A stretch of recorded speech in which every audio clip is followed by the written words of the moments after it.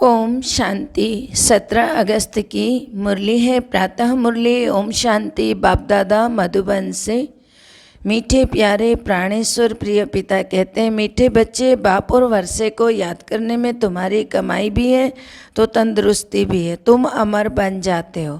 प्रश्न, हृदय को शुद्ध बनाने की सहज युक्ति कौन सी है? हृदय को शुद्ध बनाने की सहज युक्ति कौन सी है?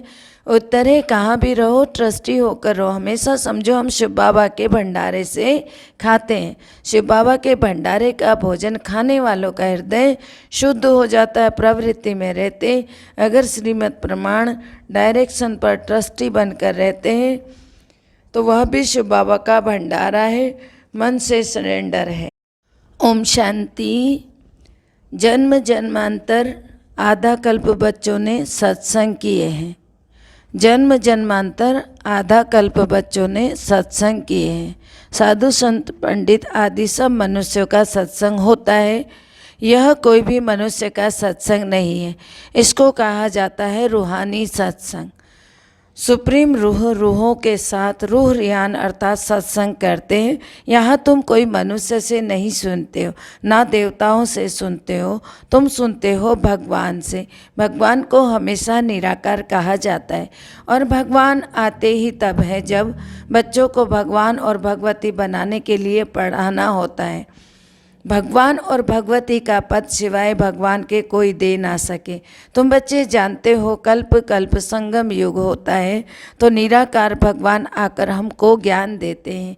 यह भी सिर्फ तुम ही समझते हो, दूसरा कोई मुश्किल समझ सके। शिव बाबा आते हैं जरूर, परंतु उनके बदले कृष्ण को गीता का भगवान कह दिया है तो जरूर सबकी बुद्धि में मनुष्य तन ही आता होगा।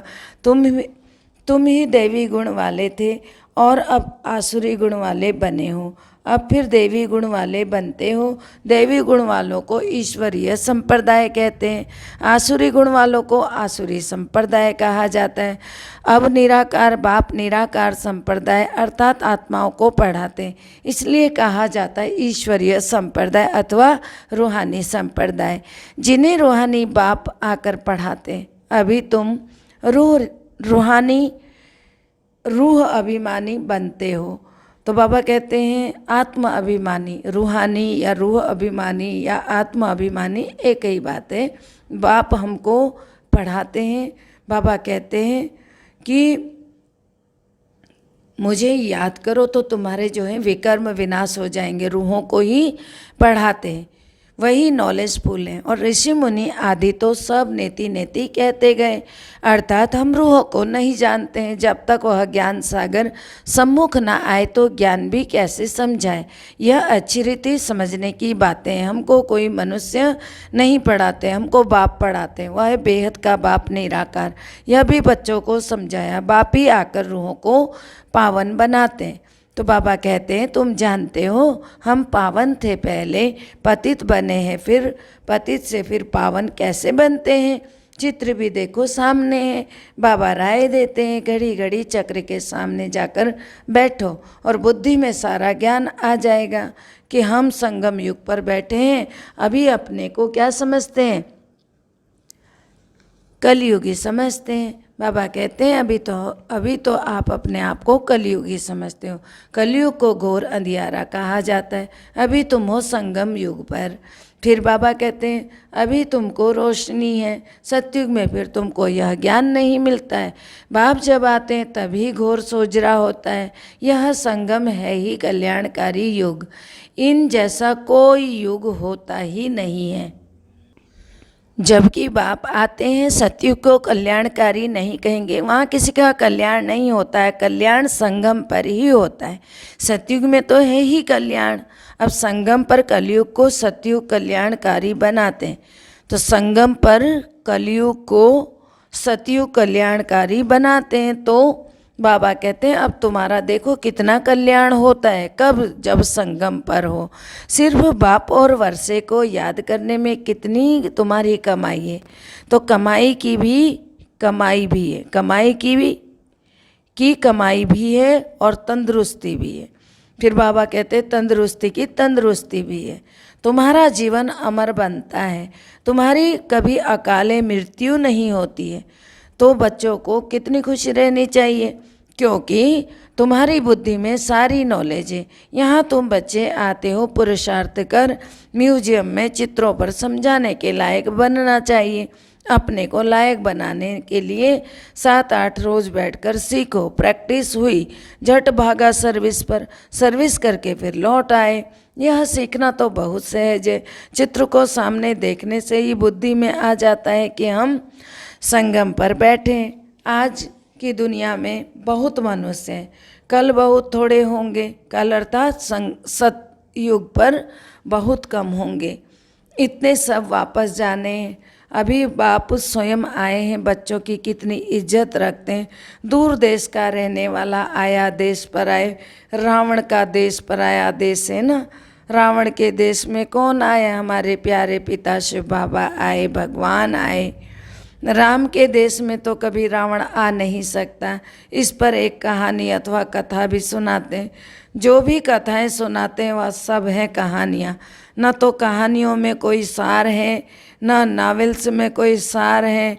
नावल्स भी कितने ढेर बिकते हैं, सिर्फ नावल्स बेचने वाले लखपति हो जाते हैं। अभी तुम बच्चों की परवरिश हो बाप के हाथ में। बाबा कहते हैं बस तुम ही से खाऊं। बाबा कह रहे हैं, बच्चे कहते हैं बस तुम ही से खाऊं, अर्थात तुम्हारे ही भंडारे से खाऊं। तुम्हारी सारी परवरिश यहाँ ही होती है। जो सरेंडर हो जाते हैं उनकी परवरिश होती ही है। जो बाबा के बन जाते हैं उनकी परवरिश तो होती है, लेकिन जो मन से भी समझते हैं कि यह सब कुछ ईश्वर का है, बाप का है, मैं ट्रस्टी हूँ, हम श्रीमत पर ही चलकर खर्चा आदि करते हैं, तो ऐसे जो समझते हैं वह भी शिव बाबा के भंडारे से खाते हैं। शिव बाबा के भंडारे से खाने से हृदय शुद्ध होता है। ऐसे नहीं कि वह शिव बाबा के भंडारे से नहीं खाते। बाप के डायरेक्शन पर चलने वाले भी जैसे कि बाप के भंडारे से ही खाते हैं। अभी सब समझ लेंगे इस बात को। तो जिस भंडारे से खाया वह भंडारा भरपूर, काल कंटक दूर। उसके बाद तुम कभी भी अकाले मृत्यु को नहीं पाएंगे। इस समय ही शिव बाबा आते हैं, उनकी महिमा भी गाई हुई है, शिव जयंती भी मनाते हैं ना। परंतु उनका भंडारा कैसे होता है यह कोई भी नहीं जानते। बाबा भी बरोबर आते हैं, बच्चे जो भी आते हैं उनको शिव बाबा के भंडारे से खाना मिलता है। अच्छा, मेल सरेंडर होता है तो भी ठीक है, अगर वह सरेंडर नहीं होता तो माताएं क्या करें, क्योंकि कमाई है पति की, वह तो सरेंडर होता नहीं है। वह तो जब आमदनी करे तब स्त्री खाए। हाँ, जोड़ा सरेंडर होता है तो शिव बाबा के भंडारे से परवरिश हो सकती है। यह बाप बच्चों को अच्छी रीति समझाते हैं। बुद्धि में रखना है कि हम बाप के पास बैठे हैं। जब तक कर्मातीत अवस्था हो जाए, दिन प्रतिदिन हम अपने स्वराज्य के नज़दीक आते जाते हैं, समय बीतता जाता है, तुम नज़दीक आते जाते हो। सतयुग के पहले वर्ष में अब कितने वर्ष होंगे, कितने वर्ष कहेंगे? अब बाबा कहते हैं सतयुग के पहले वर्ष में अब कितने वर्ष कहेंगे, अब कितना नज़दीक आ गए। बाबा कहते हैं बच्चे अब तुम्हारा 84वां चक्र पूरा होता है। तुमने अब 84 जन्मों के चक्र को जाना है। चक्र को देखने से ही कहेंगे कि हम अभी संगम युग पर हैं। अब इस तरफ है कलयुग, उस तरफ है सतयुग। कल हम अपने सुख धाम में होंगे। और संगम युग कहाँ है? कलयुग और सतयुग के बीच में। तो संगम युग जोड़ने की कड़ी है सतयुग के साथ, कलयुग से निकाल कर देवी देवता बनाकर। तो दुनिया को तो पता ही नहीं है इस बात का कि कल हम सुखधाम में होंगे। बाबा यह बात समझा रहे हैं हमको। वह तो बिल्कुल ही घोर अंधियारे में। तुम बच्चों को बहुत खुशी होनी चाहिए कि बेहद के बाप से हम 21 जन्म की कमाई करते हैं, सदा सुख का वर्षा पा रहे हैं, यह खुशी रहती है। स्वर्गवासी बनना यह तुम्हारी ही तकदीर में। स्वर्ग एक वंडरफुल चीज़ है। जैसे 7 वंडर्स दिखाते हैं ना, तो यह सबसे बड़ा वंडर है स्वर्ग। चित्र भी वंडरफुल स्वर्ग के हैं। लक्ष्मी नारायण स्वर्ग के मालिक थे, इसलिए बाबा ने लिखा था ऊपर में सूर्यवंशी का लिखो, तो उसके नीचे चंद्रवंशी का लिखो तो आधा कल्प पूरा हो जाएगा। सूर्यवंशी चंद्रवंशी 1250 वर्ष, तो फिर लाखों वर्ष की तो बात ही उड़ जाए। वहाँ बाहुबल में कितना खर्चा होता है, यहाँ शुरू से लेकर अंत तक कुछ भी खर्चा नहीं होता है। यह तो बाप और बच्चों का हिसाब है, खर्चे की तो बात ही नहीं है। यहाँ फिर बच्चे आकर रिफ्रेश हों इसलिए मकान आदि बनाते हैं, फिर बच्चों का ही पैसा है। सो भी कितने दिन तो पास हो गए हैं, बाकी थोड़े ही दिन बचे हैं, खर्चा कुछ भी नहीं है। तुम जीवन मुक्ति पाते हो बिगर कौड़ी खर्चे। इसमें सिर्फ मेहनत की बात है। भगवान को तो सब भक्त याद करते हैं, परंतु यह नहीं जानते कि भगवान कौन है। भगवान को ना जानने के कारण बहुतों को भगवान मान लेते हैं। अब तुम बच्चों को सच्चे बाप का परिचय देना है। बाबा ने कितनी बार समझाया है, बड़े ते बड़े चित्र मुख्य स्थानों पर लगाओ। ऐसे एरोड्रम हैं जो एरोड्रम वाले क्या लेंगे, उनको समझाओ। यह तो सब मनुष्यों के कल्याण के लिए है। इनको समझाने से ही मनुष्य बाप से वर्षा ले सकते हैं, विश्व का मालिक बन सकते हैं। मुख्य तो दिल्ली है, दिल्ली कैपिटल है ना, राजधानी है ना, तो वहाँ सब इकट्ठे होते हैं। वहाँ टीन पर ऐसे बड़े बड़े चित्र हों। मुख्य है त्रिमूर्ति, गोला और झाड़। यह सीढ़ी तो कमाल की है, इसमें विनाश आदि अच्छी रीति लिखा हुआ है। और पतित पावन परमपिता परमात्मा है, वह पानी की गंगा है, जज करो। ब्रह्मा कुमार कुमारियाँ पूछते हैं, ईश्वर सर्वव्यापी है, वह एक निराकार परमपिता परमात्मा है, वह कोई सर्वव्यापी थोड़ी होगा। बाप से तो वर्षा बच्चों को मिलता है, मुख्य है ही चित्र। फिर त्रिमूर्ति चित्र भी बहुत वैल्यूबल है। फिर बाबा कहते हैं ब्रह्मा द्वारा विष्णुपुरी की स्थापना होती है, फिर वही पालना भी करेंगे। तो बाबा कहते हैं फिर वही पालना भी करेंगे। तो बच्चों को अथा खुशी रहनी चाहिए। बेहद का बाबा हमको पढ़ाते हैं, क्या बनाते हैं, स्वर्ग का मालिक बनाते हैं। किस लिए पढ़ा रहे हैं, स्वर्ग का मालिक बनाने के लिए पढ़ा रहे हैं। बाबा आकर स्वर्ग की स्थापना करते हैं और फिर नर्क का विनाश करा देते हैं। इसलिए महाभारत की लड़ाई भी साथ में, हर 5000 वर्ष बाद यह चक्र फिरता रहता है। बाप भी कल्प कल्प के संगम युगे आते हैं। गीता में उन्होंने फिर युगे युगे लिख दिया है। सो भी तो 5000 वर्ष के 5 युग, संगम सहित 5 युग कहा बाबा ने, संगम 100 वर्ष का। परंतु बाबा ने कहा जब वो युगे युगे कहते तो फिर मुझे 5 बार आना पड़ेगा। तो फिर 5 बार आए बाबा, फिर 24 अवतार कह दिया, फिर फलाना अवतार क्यों लिख दिया है। तो मनुष्य कितने यज्ञ तप तीर्थ आदि करते हैं, समझते हैं यह सब रास्ते भगवान से मिलने के, परंतु भगवान खुद कहते हैं कि भगवान के पास तो कोई भी जा नहीं सकता है। इन रास्तों से नहीं जा सकते जो भक्ति के रास्ते, 24 अवतार और ज्ञान तो है नहीं, यज्ञ तप दान पुण्य कर रहे हैं। आधा कल्प कितना माथा मारा, जन्म जन्मांतर फेरे लगाए, यह क्या किया, क्या क्या किया, फिर भी बाप तो नहीं मिला ना। अभी बाप तुम बच्चों को कितना नज़दीक मिलते हैं आकर। बाप बच्चों के नज़दीक है, ना कि उनके नज़दीक है। तुमसे बात कर रहे हैं बाबा, तुमको समझा रहे हैं, तुम्हारे बीच में बैठे हैं बाबा। तुम समझते हो कल्प कल्प हूबहू हम ऐसे मिलते हैं।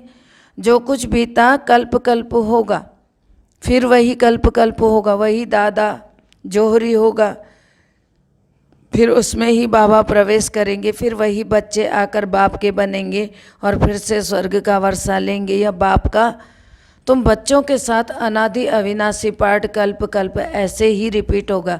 कल्प कल्प अर्थात हर 5000 वर्ष पश्चात रिपीट होता रहता है। अच्छा, मीठे मीठे शिकिलदे बच्चों प्रति माता पिता बाप दादा का याद प्यार और गुड मॉर्निंग। रूहानी बाप की रूहानी बच्चों को नमस्ते। हम रूहानी बच्चों की रूहानी बाप दादा को दिल व जान से सिख व प्रेम से याद प्यार नमस्ते, good morning, diamond morning, Om Shanti. शुक्रिया मीठे प्यारे बाबा, शुक्रिया। धारणा के लिए मुख्य सार है, पहला है यह कल्याणकारी संगम युग है, इसमें हर बात में कल्याण है, कमाई ही कमाई है। बाप और वर्षे को याद करके 21 जन्म के लिए जीवन को अमर बनाना है। दूसरा है प्रवृत्ति में रहते हुए मन बुद्धि से सरेंडर होना है, श्रीमत पर खर्चा करना है, पूरा ट्रस्टी होकर रहना है। शिव बाबा का भंडारा भरपूर, कालकंटक दूर है। तो शिव बाबा का भंडारा भरपूर, कालकंटक दूर।